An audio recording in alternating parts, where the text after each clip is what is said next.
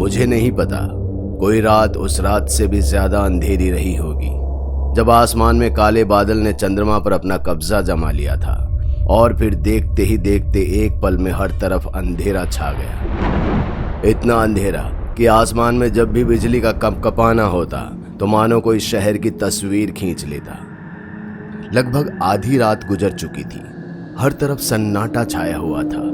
दूर दूर तक शहर में न बंदा न बंदे की जात, पर कब्रिस्तान के पीछे की दीवार के पास किसी के फुसफुसाने की आवाज आ रही थी। पर जहां कोई दिन में भी भटकने से डरता हो, वहां भला आधी रात में कोई क्या कर रहा होगा। अब अंधेरे में या तो भूत मिलते हैं या चोर। वैसे कब्रिस्तान में भूतों के होने पर सवाल नहीं किया जा सकता, पर कोई चोर कब्रिस्तान में, यह हजम करना जरा मुश्किल है। अरे कब्रिस्तान से अच्छी जगह चोरी के लिए हो ही नहीं सकती है। अरे आए तो थे पिछली बार, फिर क्या हुआ? लूटा हुआ सारा माल पकड़ा गया ना। कहीं इस बार भी वो बुड्ढा खुद को कब्रिस्तान का रखवाला बताते हुए वापस आ गया ना तो साला गोली मारे बिना नहीं छोड़ेगा। अरे हर बार किस्मत इतनी बुरी थोड़ी होती है रमेश। चल अंदर चलते हैं। रमेश और सुरेश थे तो चोर, पर उनके चोरी करने का स्टाइल सबसे जुदा था। वे लोगों के घरों को नहीं लूटते, बल्कि मालदार लोगों की कब्र को खोदकर उनके पास जो होता उसे चुरा ले जाते, क्योंकि मरने वाले लोग रिपोर्ट नहीं लिखाया करते हैं। हर बार की तरह इस बार भी उन्होंने एक मालदार कर्नल की कब्र खोदी, लेकिन जब उसके कॉफिन को खोला तो दोनों के होश उड़ गए। अरे बाप रे, ये तो वही है सुरेश। इंसान वही पाता है जो असल में वो बोता है।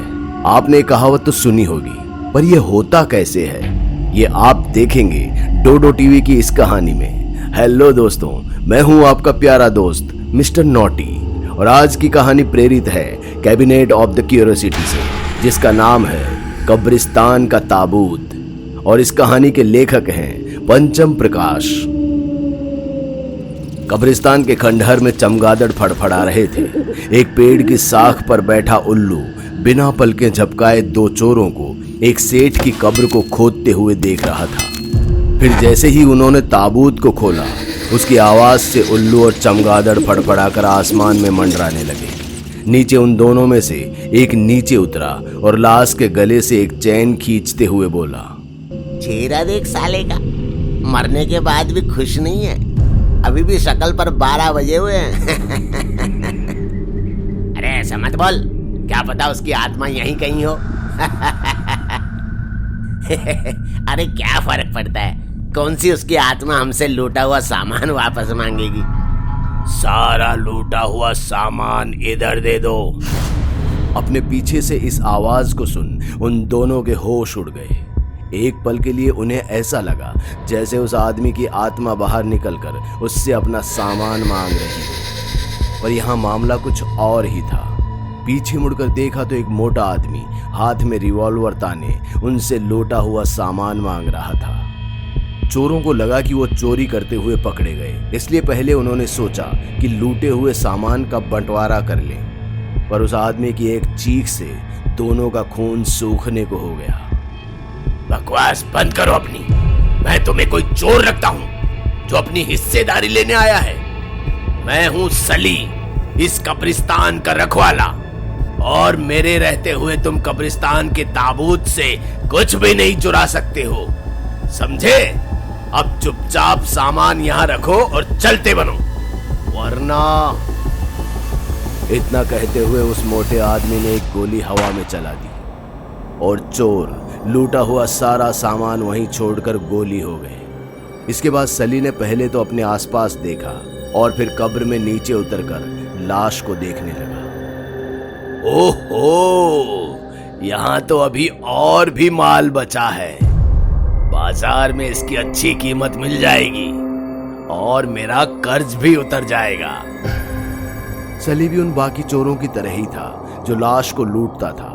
उसने उस लाश की उंगली से एक चमचमाती हुई अंगूठी खींची जो शायद सोने की थी, जिसे देख वो खुश हो गया। पर अचानक ही चमगादड़ों का झुंड जब उसके सिर के ऊपर से गुजरा तो डर के मारे अंगूठी हाथ से छूट वापस ताबूत में जा गिरी। सली एक पल के लिए ऐसे डर गया था जैसे किसी ने उसे झकझोर दिया हो, लेकिन बिना देर किए उसने ताबूत के नीचे दरार में अपना हाथ घुसा अंगूठी ढूंढने लगा। पर अगले ही पल वो अपना हाथ झटकते हुए ऐसे कूदा जैसे उसे सांप ने डस लिया हो। उसकी कपकपाती उंगली से खून रिसने लगा था, जिसके दर्द से वो चीखने लगा। उसकी एक चीख से पूरा कब्रिस्तान दहल उठा और खुद सली भी कांपने लगा। जब उसकी नजर नीचे गई तो ताबूत के अंदर एक चूहा निकला, जिसके मुंह में खून लगा हुआ था और उसके दांत में फंसी थी वो अंगूठी।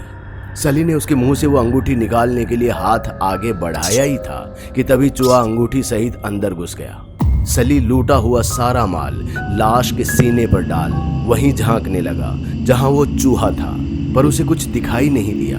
उल्टे उसे कुछ खिसकने की आवाज सुनाई दी। उठकर देखा तो वहां चूहों का ढेर था जो लाश को खींचते हुए सुरंग में ले जा रहे थे। इससे पहले कि सली अपना माल उठाता, लाश पूरी तरह से सुरंग के अंदर जा चुकी थी। अगर कुछ दिख रहा था तो वो उस सेठ के बाल थे, जिसे पकड़कर सली ने उसे बाहर खींचने की कोशिश भी की, लेकिन नाकाम रहा क्योंकि नकली बाल उसके हाथ में आ गए और एक झटके में लूटा हुआ माल हाथ से चला गया और पूरे होने वाले उसके सपने भी।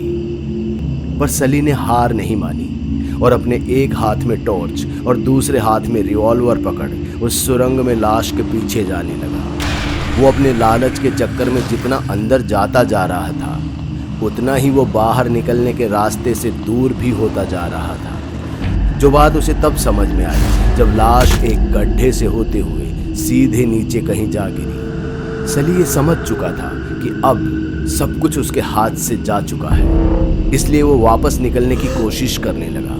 पर अब वो मुड़ भी नहीं सकता था और ना ही उठकर जा सकता था। उसे समझ नहीं आ रहा था कि वो क्या करे।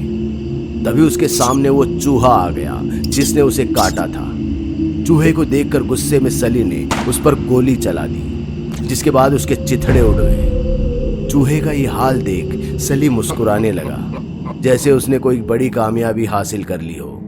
लेकिन वो इस बात से अनजान था कि आगे उसके साथ क्या होने वाला है। देखते ही देखते सुरंग से तेज आवाज गूंजने लगी। सली को समझ में नहीं आ रहा था कि ये आवाज कैसी है, लेकिन अगले ही पल जो दृश्य उसके सामने आया, उसे देख वो गड्ढे में कूदने को मजबूर हो गया, क्योंकि पीछे वो जा नहीं सकता था और उस गड्ढे के उस पार हजारों चूहों की सेना खड़ी थी, जो अपने नुकीले दांतों के साथ सली के आगे बढ़ने का इंतजार कर रहे थे। गड्ढे से नीचे गिरने के बाद सली की आंखें एक पल के लिए बंद हो गई, पर जैसे ही उसकी आंखें खुली तो वो चीख पड़ा, क्योंकि कब्रिस्तान के नीचे नरकंकाल पड़े हुए थे और वो लाश उसके ठीक बगल में थी, जिसके पीछे वो यहाँ तक आ गया था। सली घबराकर इधर उधर भागने लगा, लेकिन तभी उसने सभी नरकंकालों को थोड़ा ध्यान से देखा तो पाया कि सभी के सभी कीमती जेवरों से लदे हुए हैं। सली के चेहरे से एक पल में सारा डर गायब हो गया और वो हंसने लगा। सच ही कहा है किसी ने, भगवान देने में देरी जरूर करता है, पर देता है तो बिल्कुल छप्पर फाड़ कर। चल बेटा सली, समेट ले जो समेट सकता है। अब से तुझे किसी के आगे झुकने की जरूरत नहीं है। सली ने घंटों की मेहनत से जितना सोना चांदी इकट्ठा कर सकता था कर लिया। वो यहाँ से निकलने की सोच ही रहा था कि तभी उसकी नजर पत्थर पर बैठे एक नरकंकाल पर पड़ी, जिसके हाथ में तलवार और गले में एक आकर्षक लॉकेट था। लॉकेट को देखते ही सली का लालच और बढ़ गया। उसने तुरंत ही कंकाल के गले का लॉकेट निकाल लिया। वो अभी कुछ कदम दूर गया ही था कि तभी उसे ऐसा महसूस हुआ जैसे किसी ने उसके कंधे पर हाथ रखा हो। सली ने जैसे ही पीछे मुड़कर देखा तो उसके सामने वही नरकंकाल खड़ा था, जिसके गले से उसने लॉकेट निकाला था। ये मेरा है, मुझे वापस करो। नरकंकाल के मुंह से आवाज सुन सली के होश उड़ गए, पर इससे पहले कि वो कुछ समझ पाता, देखते ही देखते वहां पर मौजूद सभी नरकंकाल उठ खड़े हुए और कहने लगा, जो मेरा है मुझे लौटा दो, उन सभी को देख सली ना तो हिल पा रहा था और ना ही बोल पा रहा था। वो अब वापस ऊपर उस गड्ढे तक भी नहीं जा सकता था। सली समझ गया था कि उसकी मौत अब उसके सामने है। नरकंकाल अपनी बात दोहराते हुए उसकी तरफ बढ़ रहे थे और सली सूखती सांसों के साथ अपने कदम पीछे खींच रहा था। पीछे हटते हटते वो जाकर एक दीवार से टकराया और उसके टकराते ही वो दीवार ढह गई। सली के सामने अब एक सुरंग थी जो शायद वहां से बच निकलने का एकमात्र रास्ता भी। सली बिना कुछ भी सोचे हुए उस सुरंग के अंदर घुस गया और हाथ पैर से सुरंग के आसपास की मिट्टी नोचकर नीचे नरकंकाल पर गिराने लगा। जिसके कुछ देर बाद ही सुरंग मिट्टी से बंद हो गई और सभी नरकंकाल अपनी बात चिल्लाते हुए वहीं रह गए। सली अब जिंदा रहने की उम्मीद में सुरंग के ऊपर की ओर बढ़ने लगा, लेकिन उसके लालच का घड़ा अब फूट चुका था। वो इतनी मेहनत कर जिस सुरंग में आया था उसका आखिरी छोर सालों पुरानी एक बंद ताबूत था, जिसकी लाश को चूहे पहले ही ले जा चुके थे। सली के पास अब कोई रास्ता नहीं बचा था। वो खुद एक ताबूत के अंदर जिंदा फंस चुका था। अपने लालच के कारण सली मौत से पहले ही मिट्टी में मिल चुका था। देख क्या रहा है रमेश, जल्दी खोल ताबूत। कर्नल बहुत अमीर आदमी था, आज तो बहुत माल हाथ लगेगा। अरे बाप रे, ये तो वही है सुरेश। हाँ, कब्रिस्तान का रखवाला। बेचारा अच्छा आदमी था। दोस्तों, अगर आपको हमारी कहानी अच्छी लगी हो तो लाइक, कमेंट और शेयर जरूर करें। साथ ही रेगुलर अपडेट के लिए चैनल को सब्सक्राइब करें। और अगर आपके पास भी कोई डर से भरी दमदार कहानी है तो भेजिए हमारे मेल एड्रेस पर अभी।